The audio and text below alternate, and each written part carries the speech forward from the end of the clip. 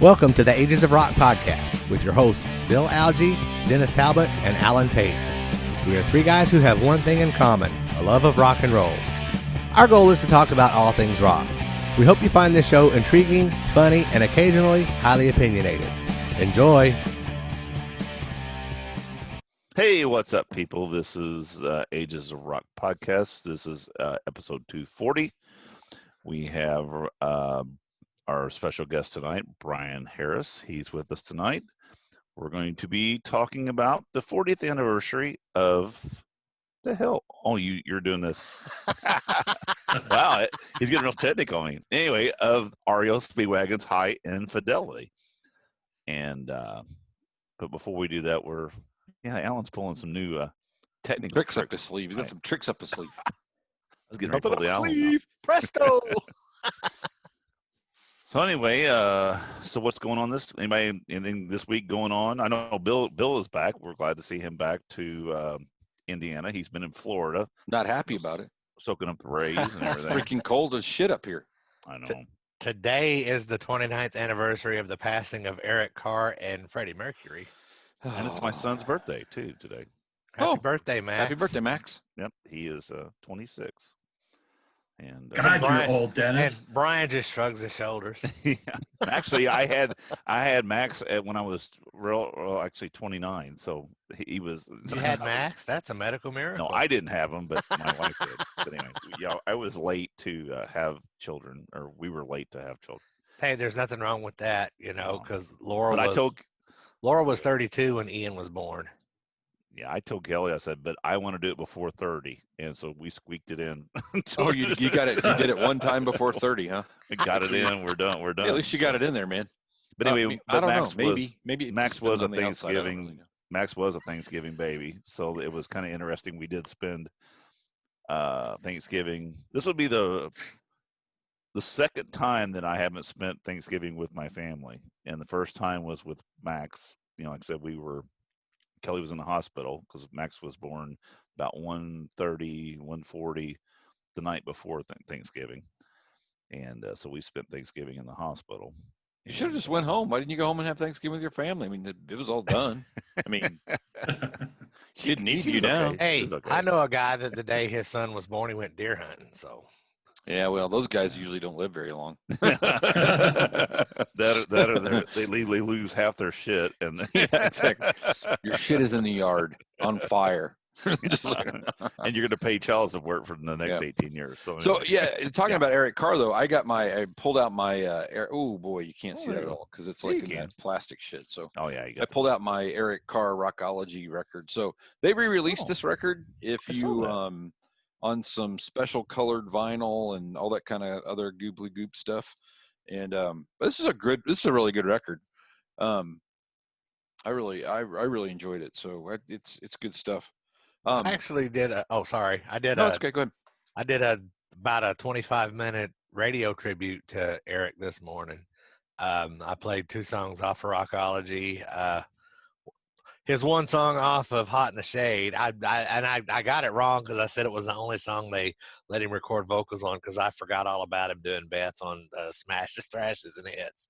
So, of course, somebody pointed it out. There you go. Of course. Yeah. I did listen to part of that this morning. Where was the where was the live song that he did that was Gene's song? And I can't that was off of the Animalized Live Uncensored DVD. Oh, okay. Yeah. And I couldn't figure out where it was from. Both of those songs came from the same show. Yeah. Okay. I couldn't figure out where it was from. I kept looking around. I'm like, I can't figure out where this is from. So I should have known. Now you know. Cool. Now I know. Anyway. And like I said, that was I wonder, we need to look into that to see how many. I know this has happened not just with rock stars, but with film stars and stuff too. Somebody had passed and then somebody else passed.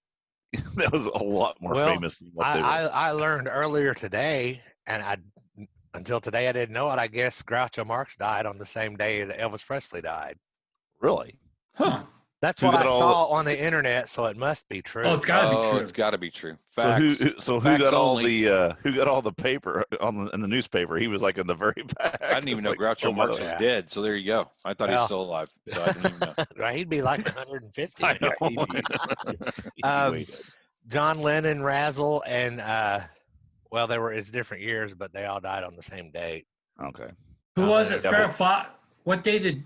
Who died when Farrah Fawcett died? There wasn't. You're right, Brian. There was somebody died. Was it Michael Jackson? Yes. I think you're right. That's some pretty good retention right there, Brian. I'm impressed. Yeah, you're me too. I think you're right because I think you're right because I think I heard that day that Farrah had passed away, and then we were on our way over to Moonlight to eat dinner that night, and they come on the radio and said that Michael Jackson was maybe there was word that he had maybe passed away, and then they confirmed it. Yeah, she got just swept under the rug completely. Yeah.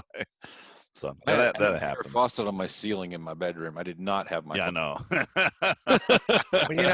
The worst. Honestly, I mean, in my opinion, the worst part about that, and I had a conversation with a friend about that earlier today, was because I had made the comment that it was the anniversary of Eric's passing, and immediately Freddie Mercury got brought up. I'm like, right. I get it, but today is, I mean, my comment is about Eric, because that's right. I am a Kiss fan, and I didn't know Eric was sick when he died. I was completely flabbergasted, so yeah, I get it. So I feel bad for Groucho, and I feel bad for Farrah and all of their families, I get it.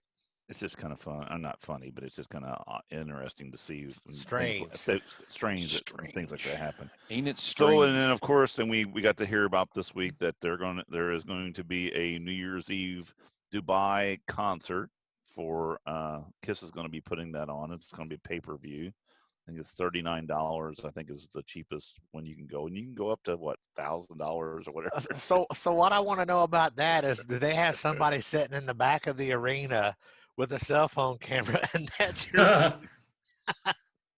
don't know. I don't know. Are you guys going to buy it? I am. No.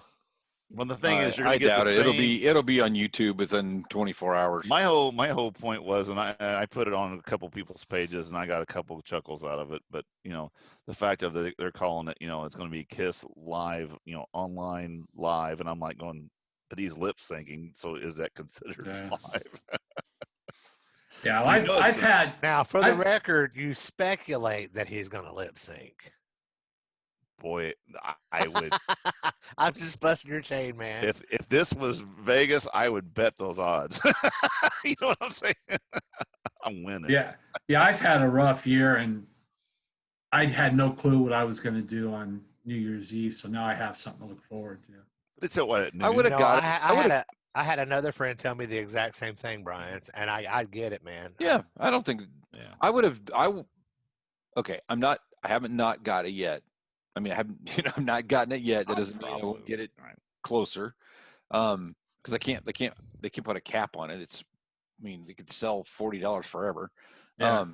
But if it would have been at midnight, it would have meant, if it would have ended at midnight here in the States, I would have been more prone to jump quicker. But, if it's New Year's Day or New Year's Eve, I don't have anything to do about noon. Might just drop $40 on it. But I don't know. Anybody wants to buy it, good luck to you. I wish there was some other enticement with it. Like we're going to change the set list. We're going to change the set list. Say we're going to change 10 songs in the set list. They got plenty of time to rehearse that. Oh, I'd be buying it like right now. But then people would be buying songs. Right. I mean, I wish there was some other thing. I mean, I get it, but I do wish there was some other. Enticement there. Talk is they're doing 2 hours, so people are speculating they may pull out some deep cuts, and then also a lot of people are like for us record collectors. A lot of people are putting out the money, the $1,000 one, because like there's an LP and all that, and they want that LP, and other people are like, that LP is not going to be worth $1,000. It's just not. But Let me ask you this though: if they add to that 2 hour, make it 2 hours or whatever, and they add some songs,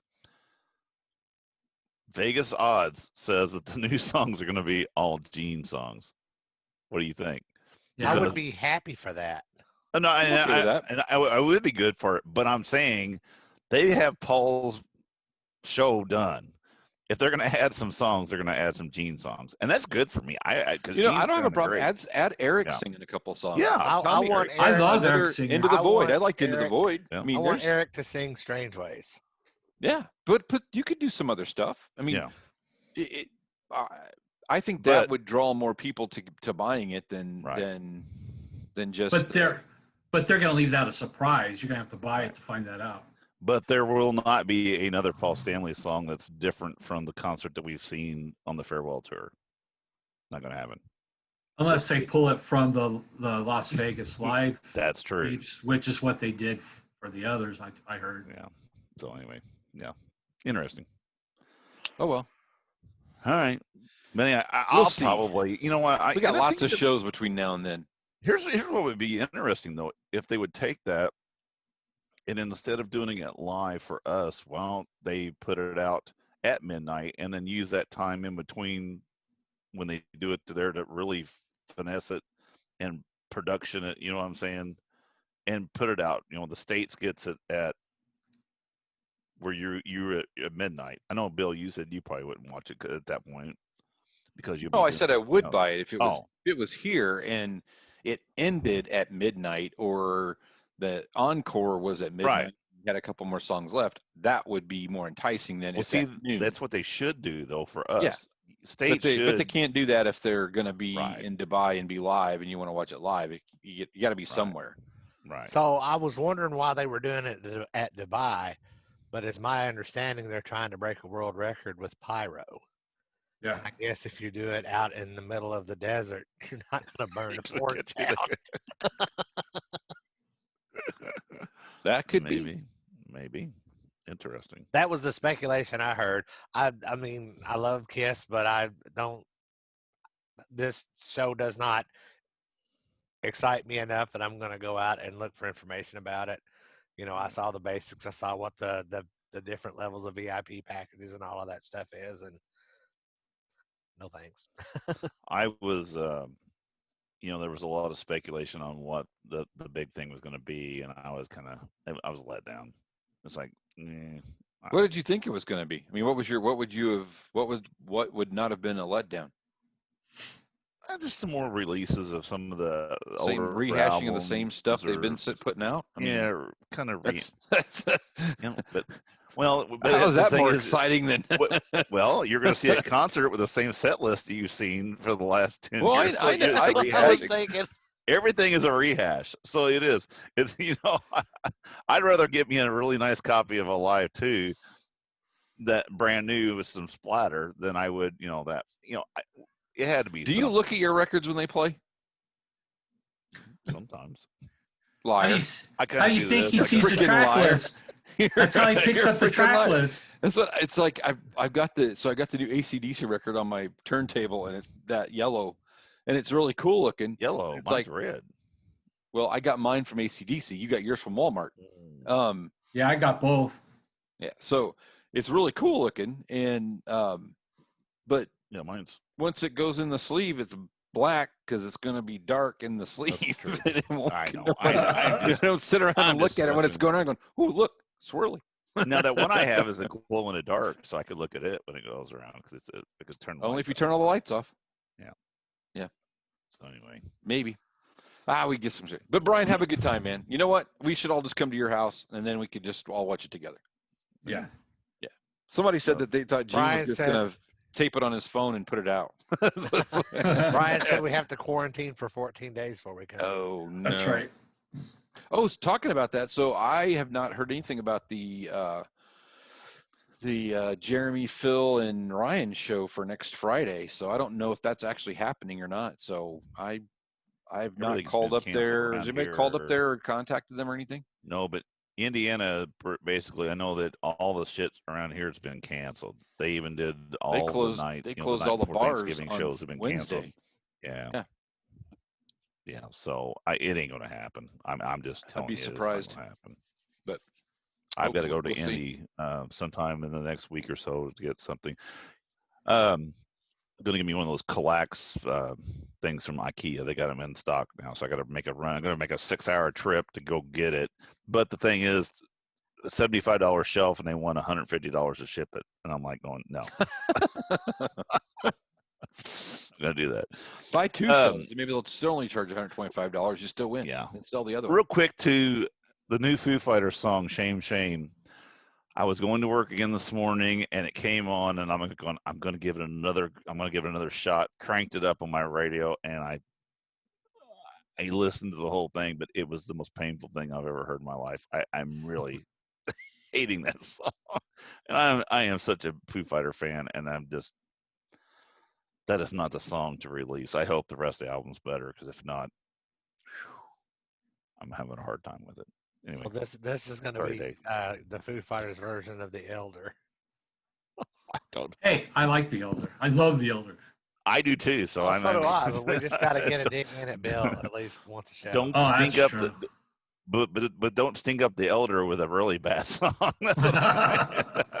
I do like that the whole time Bill is sitting here talking, he doesn't realize he's muted. No. No, because I was sneezing. Oh, that's okay. You didn't get me here to be bitching. Best thing that happened to anybody else got Pictures of the Night. Anybody else got any other news or anything they want to bring up this week? Nah.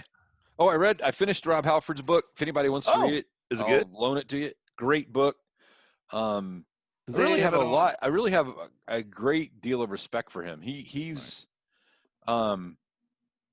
it was really interesting listening to him talk about actually being gay in a metal band, and what he worried about, how it was going to affect the band, and how he was trying to live his life. And it was, man, those people go through some pretty jacked up shit. So, it was really cool. I mean, it is really good.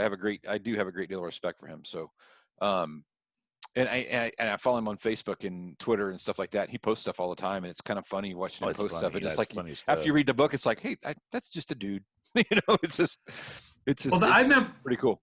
I remember when I was younger, and all that came out and stuff, and me and my friends were like, hey, whatever. Yeah, I don't think anybody. It's kind of funny. Nobody really cared. I haven't heard anybody say anything.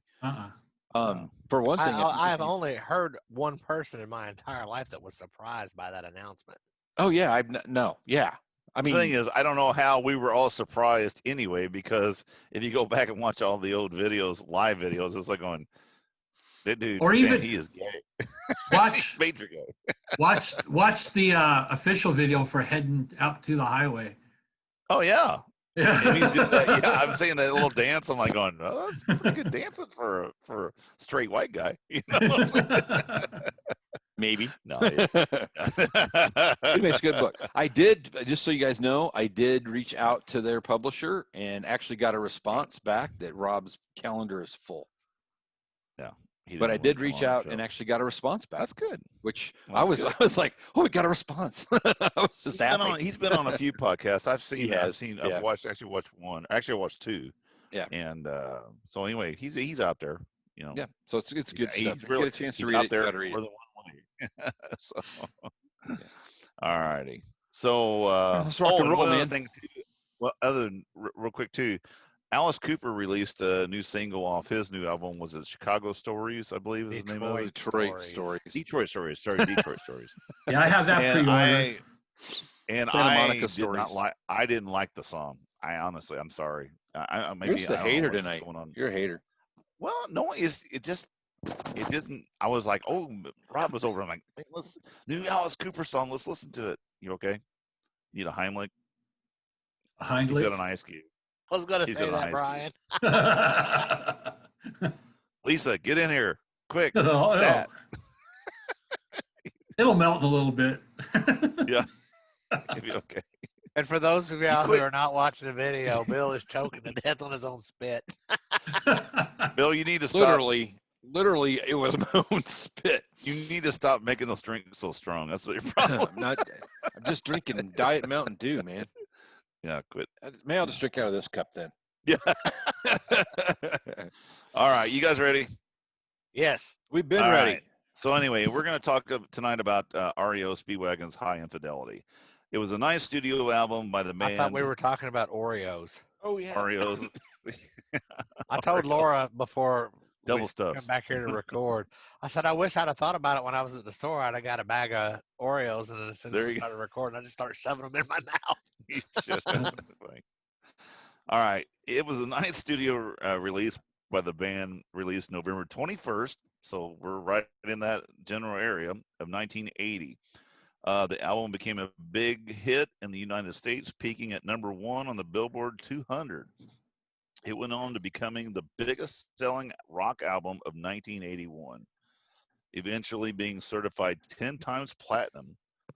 Of the 4 singles released, Take It on the Run went to #5 on the Billboard Hot 100, and the band got their first of 2 #1 hits with Keep on Loving You. And like I said, this album here, there was 4 singles from it.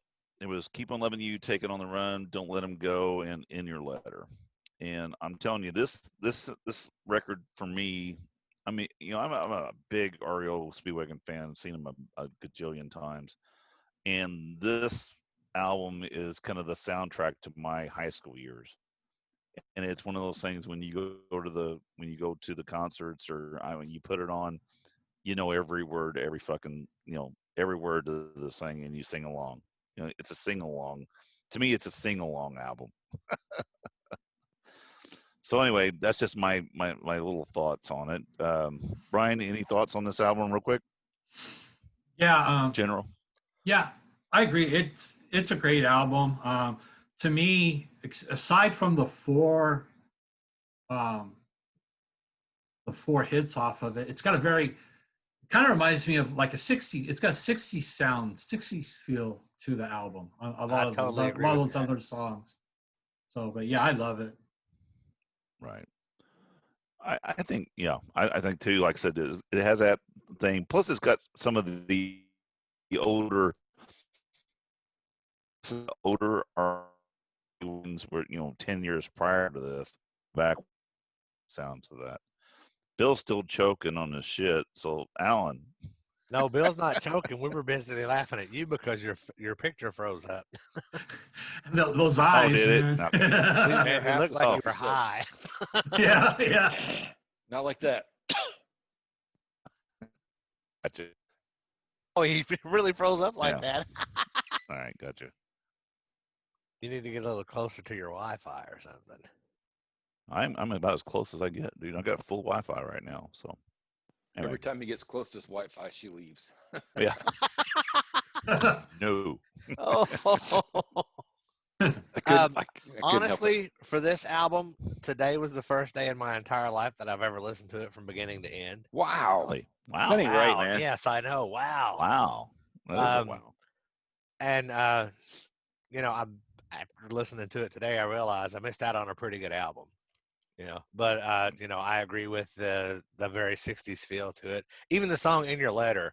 I mean, yeah, absolutely. Definitely. That one is definitely straight out of. It almost sounds like a remake. That's what I thought it was at first. I actually did that too. I looked back to see who wrote it, and it was actually them. And I'm like going, well, shit, it sounds like a remake because you can actually, you know, it's just so weird. I don't know. Sounds like something one of them girl groups would have done. Exactly. Bill. Great record, front to back, you know, flip it, whatever. Yeah, it's kind of funny. I started listening to it Friday. No, after we got back, so it must have been Saturday. And by myself, and I think I knew 90% of the words, and I haven't listened to the record in I don't know how many years, because I think I listened to it, to your point, like 437,000 times. So I can tell you that this is one of Lisa's. When I came home tonight, I said, hey, we're doing a record review tonight. You want to guess what it is? And she said, oh, I don't know. And I said, oh, we're doing High Infidelity. She goes, oh my gosh. I mean, this is one of her favorite bands. And actually, this is a band that she has seen more times than I have. Wow. I think she's got me beat by 1 on this one. I was up here whenever she saw them down in Evansville. But again, just a great record all the way through, and it has a lot of different. It definitely feels like something that's travels. Retro, right. But it's good stuff. And when we saw them 2 summers ago or whatever, I think it was, they opened the show with "In Your Letter," which was really cool because I hadn't heard that in I don't know how long. It was like, wow, that's a pretty good opener. I didn't really think it would be, but it was. Yeah, it's this album here too, and that's one thing I like about it. Being that when I was in high school, of course, I was into Van Halen and I was into this and that and some starting to get into Maiden and stuff like that. But REO Speedwagon, the chicks love it too. Well, they were still cool. And they were cool. That's what I'm saying. I liked it, and the chicks liked it. So that's what I'm saying. Our wives like this stuff, and the thing is, and probably some people made out with about half these songs on this album. Yes, we did. And then and actually the one after that, the 80s movies, and well, and a lot of the 80s movies, they use Last American Virgin, and great movie. Last American Virgin. Exactly. Yep. I don't know how many times you've seen that. Who doesn't know? 50 times. Heard it from a friend. Yeah. Oh my God. Alan's got to catch up. He hasn't listened to. Hasn't listened to this record yet, and he hasn't seen Last American Virgin. That is my favorite. That is my favorite 80s movie, and you want to cry at the end. Yes, that dude got so screwed over. He got. Spoiler alert. Yeah. I actually I saw an interview here recently with that girl who played that part. She just did it, and I was like, I'd like to have her on and go, you know what? At that time, I hated you. You were a whore. Yeah. I was like, oh my God. Anyway, but what a great album. And like I said, let's get into the track listing. So let's start out with number 1. Don't Let Him Go. Are you serious? Yeah. Don't Let Him Go. Yeah, that's what it's called. Thought it was Don't Let It Go. Sorry. What? I've been singing the wrong words. I've been singing the wrong words for Don't let it go. 40 years. I'm not done yet. Don't let it go. That's not even Bohemian Rhapsody. You should get this one right. It's like, no, I think so. But anyway, what a great opener though, and I like the way this. I like the way that the song opens. And the thing is, if you go back to REO's previous albums, the last couple previous albums, they were very. I mean, they were. Don't get me wrong, the production was good, but they sound kind of flat. They're kind of just kind of there. This starts out with that airy kind of. And it's like going, oh my God! It gives you a little bit of a chill. Gives you a little bit. I'll give you credit. Your mouth drums are a whole lot better than your mouth guitars. But yeah, that's a great way to start that. And that song too. You've got Gary Richrath. He's just tearing the guitar up. You got Neil Dowdy, the keyboard work he's doing. That first song is, they're showboating everybody, and what a great song to start out with. So, like you said, Bill, a million times, these openers are key. Yep. All right, Brian. No, I agree with everything you said. I doubt, revisiting it yesterday, it's been a while since I've listened to it, but it's right in the middle of them. Like, what a great way to start a concert, even not just the album. I mean, you can see them coming out and doing that. Like you said, those drums and stuff to start kicking it in. It's a great song. It could maybe be my second favorite song on the whole album. Good deal. Alan? Well, I really don't have anything to add other than what's already been said, and you've already done the mouth drum solo, so I'm gonna have to skip on Took that away. But your point earlier that some of their earlier albums were a little bit flatter. Do you think that maybe I don't know who produced their other albums. I don't know who produced this one. Do you think maybe they went with different production to go to a more pop-oriented style to maybe draw a bigger audience? Because weren't they a more harder rocking band prior to this album? Yeah, the old stuff was definitely a little more rock than this record was. This was definitely more pop stuff, but more pop. Yeah, Kevin Beamish was the producer and engineer on this record.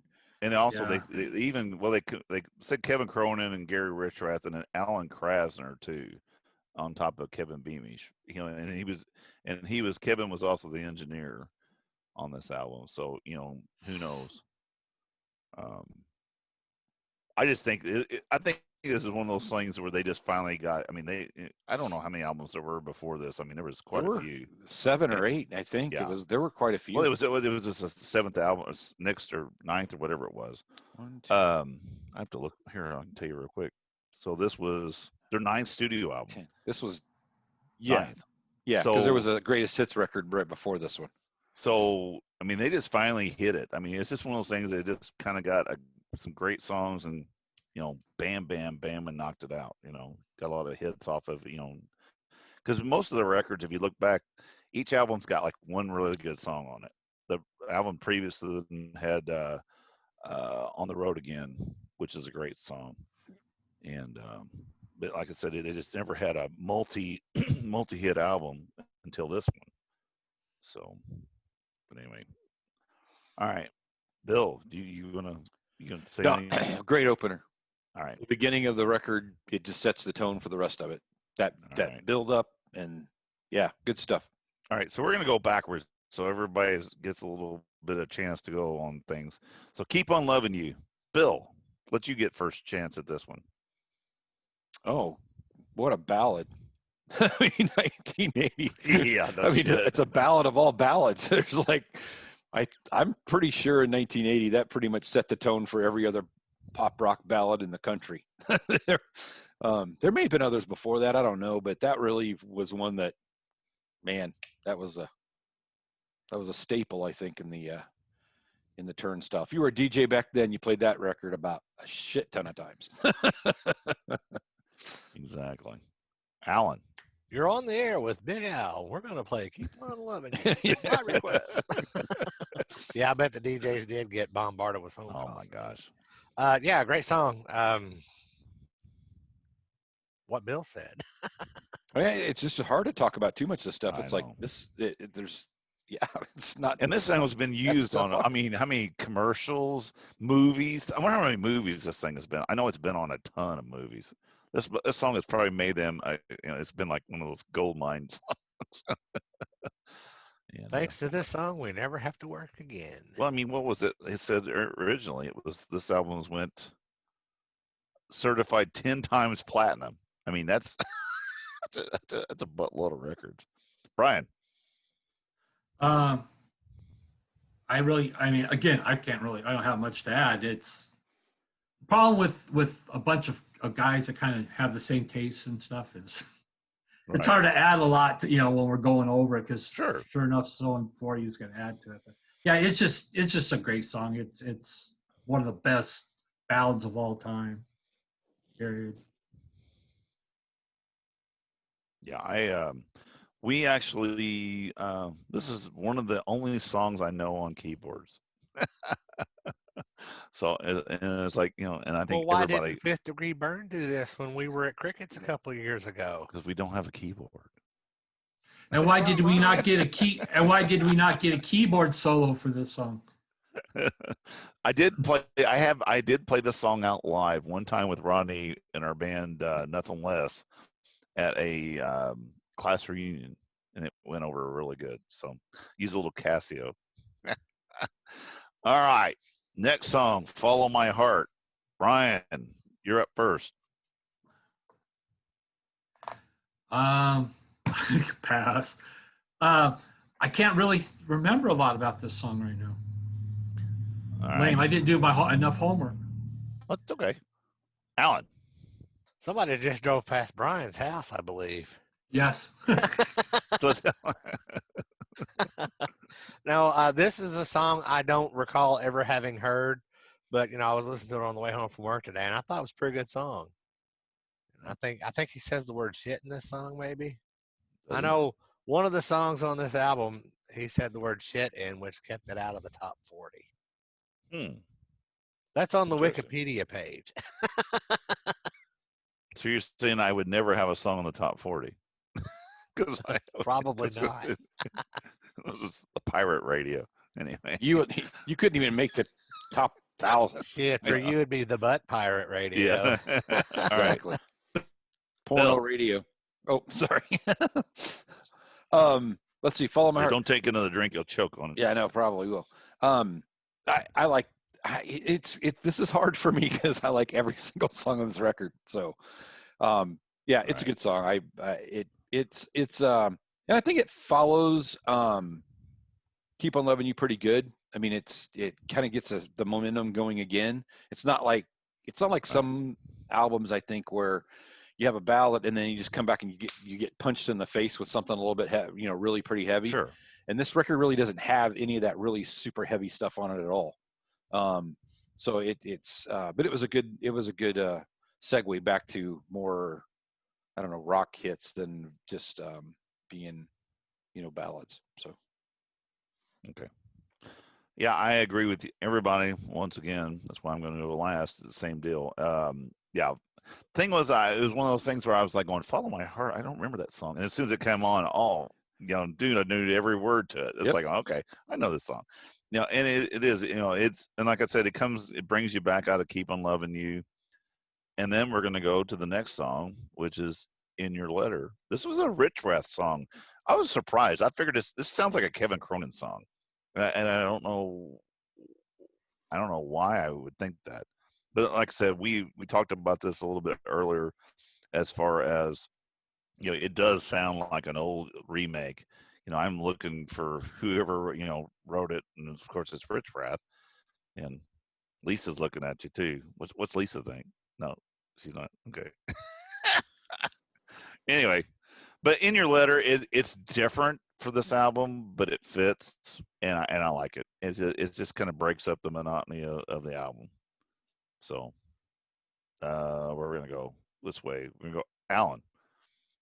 When I heard the song, like everyone else, I thought it sounded like a remake, and I honestly thought that it was maybe a Ronnie Spector production, or not Ronnie Spector, Phil Spector. Ronnie Spector was it? The Eddie Money song. Yeah, yeah, but. Yeah, really, that is a great 60s pop song, even though it came out in the 80s. Right. Oh, it is. Okay, Brian. Hey, he's muted. You're muted. Still muted. There, I'm not mutated anymore. All right. Yeah. Yeah, that's a great 60s pop song. That's just, yeah, that's one of my favorites off the album. Of course, it's a single, but yeah, that's just great pop song, right? 60s pop song. Yeah, definitely retro. Yeah, Bill, same. Yeah, definitely retro. Yeah, good I'm song, like you. And the thing is, I think that if somebody else would have made this song, it wouldn't have fit so well. You know what I'm saying? Because the REO is kind of they're not set in stone. They can do just about anything. They do ballads. They can do this. They can do something that sounds old. They can do some, you know what I'm saying? So this to them wasn't too far off to the right or left to where people were like going, "Oh my gosh, they're doing like a retro song." It just fit. Yeah, I mean, they make it fit. So anyway, all right. So number 5, the last song on side 1.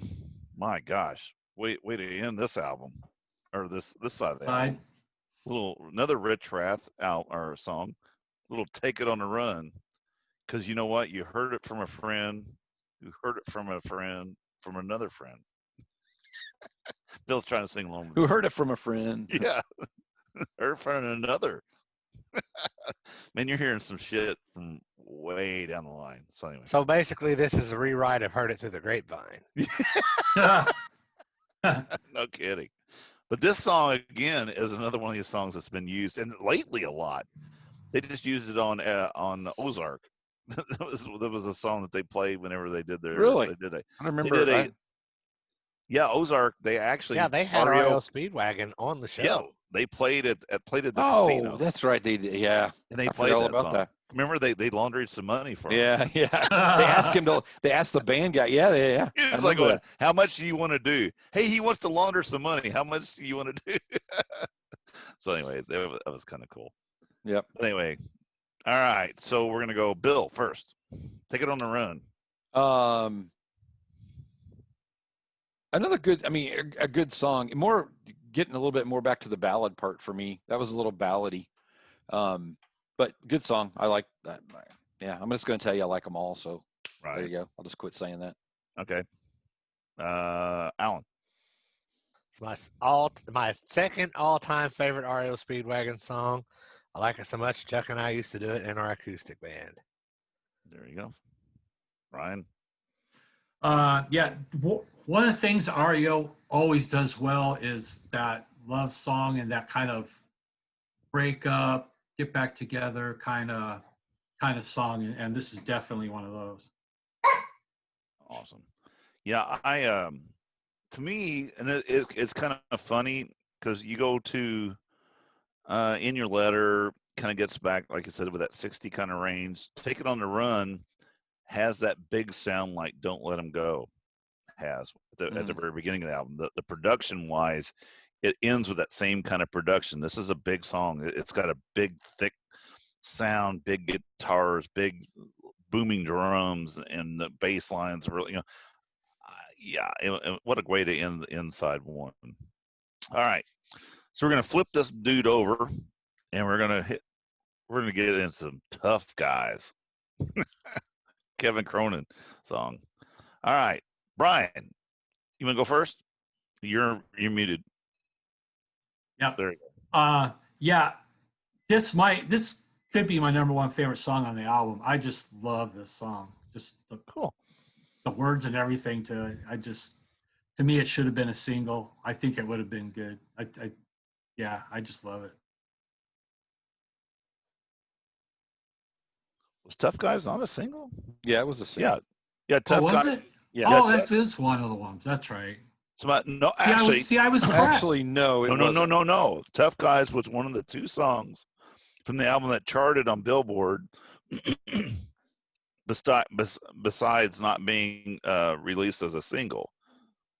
That's the one that has the word shit in it. Yeah. So keep on letting. So see, from the 6 songs charted on the Billboard charts, it doesn't give me the singles here, what they were. Huh. Yeah, here it says here, Tough Guys suggested that a line, they think they're full of fire, she thinks they're full of shit, would have prevented the song from being in a top 40. It actually, it went to 25. Okay. That's where it ended up. Anyway. It was 25. Yeah, I like this song, and it's a good live song too. I've heard him, like I said, I've heard him play this a million times live, and Kevin kind of gets that little attitude.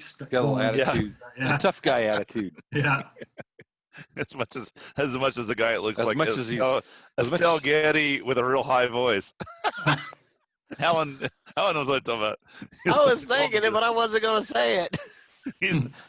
I mean that's nothing against him. I love Kevin Cronin, and I actually been trying to get him on the show. Actually, sorry Bryan, but I was trying to get another guest for this album, and actually it was actually Neil Doughty, because I know his cousin. Neil Doughty's parents are from Newburgh, and Jeff, I talked to him, and he sent him an email, and I can't get him to do nothing. Yeah. And he was like, I've been trying to get Neil on for years since we've been having this show, and I just can't get. Neil doesn't do a lot of interviews. Yeah, I wouldn't have minded. He'd been better prepared. No, that's all right. Actually, I did. It'd been like, wait, we did that song? Well, no, actually, I did see this week where him and Kevin were on some show talking about this album. So he is, but for a long time he didn't do a lot of interviews and stuff. Neil's had some issues and stuff like that, and he's not very out in public. He was kind of just sits behind the keyboard. Anyway, I met the guy. He's a nice guy. All right. Tough Guys. Bill, you talked about it yet? I don't think I have. Great opener for the second side. Right. I thought it really kind of kicked it off kind of where the other side left off, so you didn't have much of a gap when you flipped the record over. So I thought that was good. Sure. Yeah. Right. Yeah, Kane keeps the thing going. Yeah. All right, so now we're going to go the next. Okay, I just won't talk about this song. We'll let you know when you're turn to talk, buddy. I thought I've been mixing it up, and I don't mix it up because you get confused when you mix it up. We started I knew it was going to happen. I was just waiting for it. We talked about Estelle Getty, and that's when you were talking, and I thought that was your turn. Sorry. Go ahead. Well, in the famous words of Bill Elam, I thought this song was a banger. A banger. No, I really like this song. I agree it's a good opener for side 2. Yeah, it's a very catchy tune, and it's very REO-esque. It's just one of their typical trademark type songs. Everybody sings along with it and everything, so we're good. So the rest of this album is kind of interesting because we went through this first side was heavy hitters on a lot of hits and everything, and then all of a sudden you got the next 4 songs that really didn't chart, they didn't get played on the radio, so they kind of leave you where you are. And I had to actually kind of revisit. I'm not that I didn't listen to this album enough, when I was in high school, but I had to kind of I can't really. So anyway, Out of Seasons. It's a Cronin song. Let's see, where are you going to go? Let's just go around the ring. Alan. I liked it. Yeah. Well, honestly, when I listened to this album, I liked all of the songs, but there was one song that if it got left off of the album, I wouldn't care. Okay. And we haven't got there yet, We haven't got there yet. Okay. Spoiler alert, it's track number 10. Okay. Well, that's interesting. All right. Bryan, Out of Season. Oh yeah, that's another one of those. It's a great 60s style rockin' tune. Right. I agree. Yeah, like I agree with what you said, a couple of minutes ago. The rest of the album just kind of is there. There's, no big standouts or anything really. Yeah, I agree too. Bill. Same. I mean, there's not. Yeah. I said I like every song on the record. This is probably not my favorite, not my most favorite song on the record for sure. Not my least favorite either, but well, it probably is my least favorite. If I had to count, that'd probably be my least favorite. Okay. And I think I'm going to have to carry on and agree with you, Bill, to be honest, because out of the next 3, I don't like Out of a Season as much as I like the rest of these. So I agree with you. It's probably my least favorite on the album. Now, is it terrible? No, it's not a bad song. It's just it's my least favorite. If I had to pick. In competition with the other ones. So okay, except for Alan. Alan likes this song better than the number 10 song. He doesn't like number 10, and that's no, I didn't say I didn't like number 10. He just said I liked that one. Right. Yeah, that's not the same thing because we've gotten to the records before we reviewed them, and number 10 is a shitter. I mean, all the way around.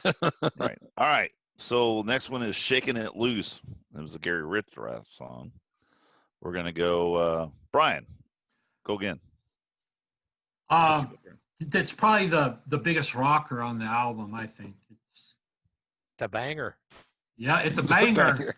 It's a banger. It's a banger. Is that the new thing? It's the Bill Elam banger. The Bill Elam banger. Oh, that's a hashtag right there. There you go. The Bill Elam. We have to start using that. That'd be funny. It's a banger. Now, what's funny is I'm going to send a message right after this with just that hashtag and nothing else, and not explain myself. See what happens. That's funny.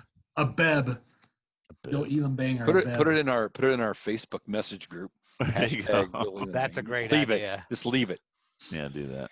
All right, Alan, go ahead while you're commenting anyway. One thing that I noticed on several of these songs on side 2 was they all seem a little bit angry. Yeah, a little bit. They're kind of like breakup songs, Yeah. So, but sometimes I like them angry songs because they get your blood pumping. A couple songs ago, you heard it from a friend, you heard it from another friend. That bitch was messing around, so you're pissed. You know what I'm saying? Well, you found out because it was in the letter. Yeah. Yeah. And then you're a tough guy. You know what I'm saying? That's right. But don't let it go. But yeah. All right, Bill. Shaking it loose. Great song. This is probably, for me, this is probably the best song on the second side for sure. Well, no. It's not. It's the second best song. But it's definitely a Rich Rath song for sure. I mean, it's just got that driving beat. It's not a Cronin song. It's not as syrupy, I guess is the right word, as some of the other Cronin stuff. But a great song. Yep. Yeah, I agree with you guys too. I really don't have nothing to add. Like I said, it's a good Rich Rath song. Good midpoint in the album, like I said, because the second side is a little weak because the songs weren't hits. They're not weak, but these songs just weren't hits, so you're not going to be more familiar. And a lot of people would play that first side, hit Tough Guys, and then probably take it off. But you need to leave it on because there's some great songs. All right, so Someone Tonight. This is a Bruce Hall song. This is and he sang it, and it's a little different. So my question about Bruce is he like Peter Criss and throws a fit if he doesn't get to sing a song on the record? I don't know, but Bruce has played some good shit. I mean, I don't know. I tell you, the last time when we saw him a couple summers ago, Bruce Hall did a song. Back on the road again. Freaking horrible. Oh, was it? Oh my God, it was really. Horrible. It was good the last time I seen him do it. He did a really good job at it. No, that's pee break time. I would do a guitar solo. Really? 3 guitar solos. It was bad. Hey Bruce, you want to come on the show? He doesn't. I mean, he just didn't have the pipes anymore. It was just. I just seen him here like 2 years ago, and that's when I saw him, and it was not good. All right, well maybe he just. It's not a bad song, but it's just not. It wasn't good live. All right. So, Alan, Bill, Brian, you guys want to chime in? Somebody talk, goddamn I'll go first. Somebody fucking talk. Good song for being the next to last song. Yeah, okay. There you go. That summed it up. All right. Bill nailed it for all 3 of us. All right, so let's get to the song that Alan does not like. Let's go. That's not what he said. I did not. We're gonna let you explain. We're gonna let you explain it. So anyway, the last song on the album is "I Wish You Were Here," "I Wish You Were There." Sorry, and it was Kevin Cronin. It's a 4-minute and 27 second song, and it's a ballad. Alan, it seemed just way too sappy. I mean, even for Kevin Cronin, that song just seemed way too sappy for me. I actually like it. To me, it's a nice, easy listening. It was a nice way to take out, you had some good rockers, you had some hits and stuff, and this was just a nice way to end the album. It just kind of. It's the equivalent of the Eagles in a concert with Desperado. Yeah. Yeah. I don't want to fall asleep on my way home from a show. Desperado acapella though is. Man, yeah, it is good. That is hard to beat. All right, Bill. Bill, what do you think about the song? Actually, this is probably one of my favorite songs on the record. Probably number 1 or number 2, and it's only because it's just really different, right? And it's as much as "Don't Let Him Go" at the beginning starts off with that, that drum thing. Right. This ends the other end of it. It's like you get this thing at the beginning, this crescendo thing at the beginning, and this is the end of it that says, okay, it's over, and it's kind of relaxed. And to Alan's point, it is that kind of that slow, methodical kind of thing. But I just like the words to it, and it's easy to sing along to. And I like the song. I like the arrangement of it too. I use the word arrangement in a song review, so you should write that down. Because you will not ever hear that again. Put that in the show description when you send it to me, Bill.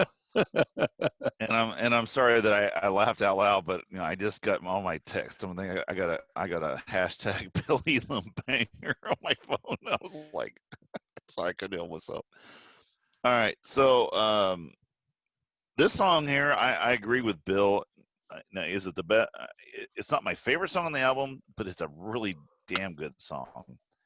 And I'm like you. It kind of circumvents the whole album. It went from starting out rocking. We got some ballads. We got this.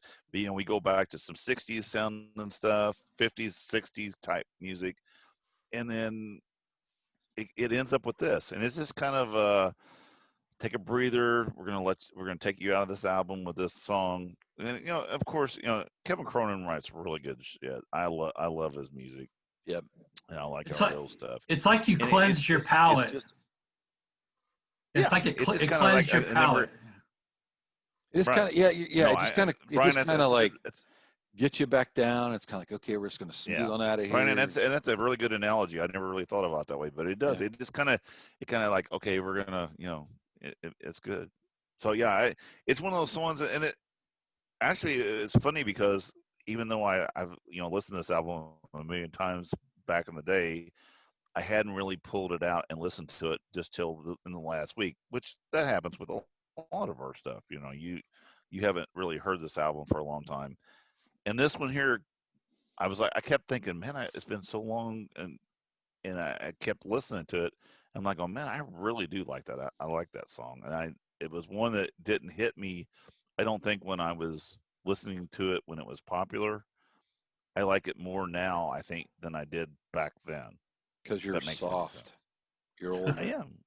You're softer. Around the middle. I'm pudgy. I'm pudgy. I'm like the doughboy.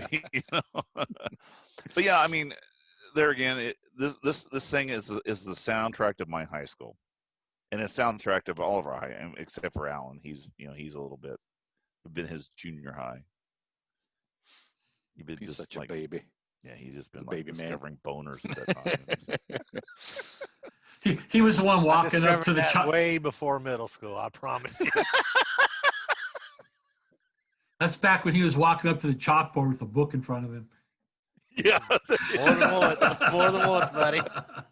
No, I'll take the F. But anyway, no, and like I said, and it's been in the '80s movies, and Alan, I will get you a copy. I'll actually I got the premium version of the movie. I'll give it to you, and then you're gonna cry. There's a premium version of Last American Virgin. It's the Max version.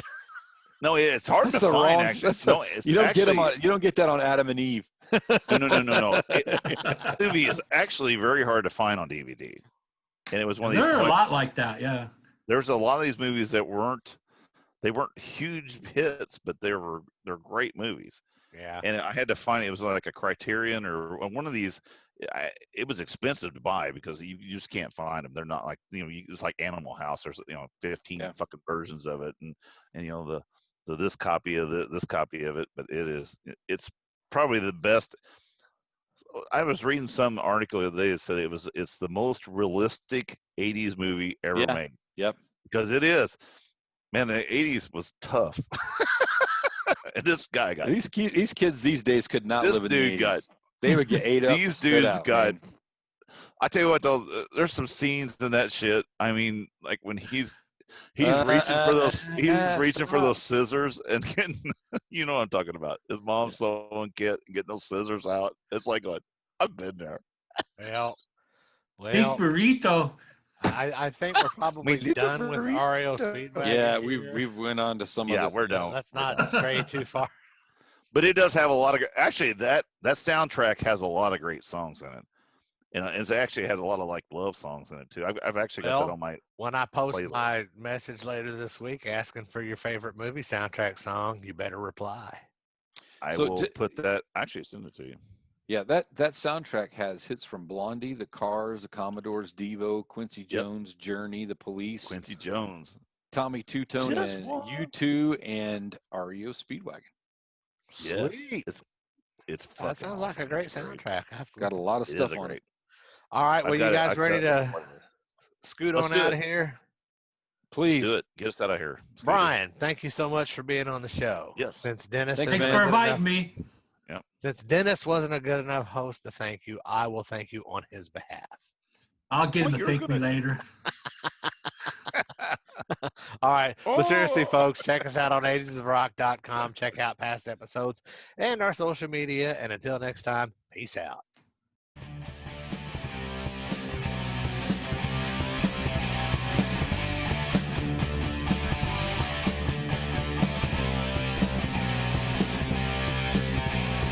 Thanks for listening to the Ages of Rock podcast. If you haven't done so already, be sure to subscribe to our YouTube channel, like us on Facebook, and most importantly, tell all your friends. Remember, you're never too old to rock. Until the next episode, peace out, folks.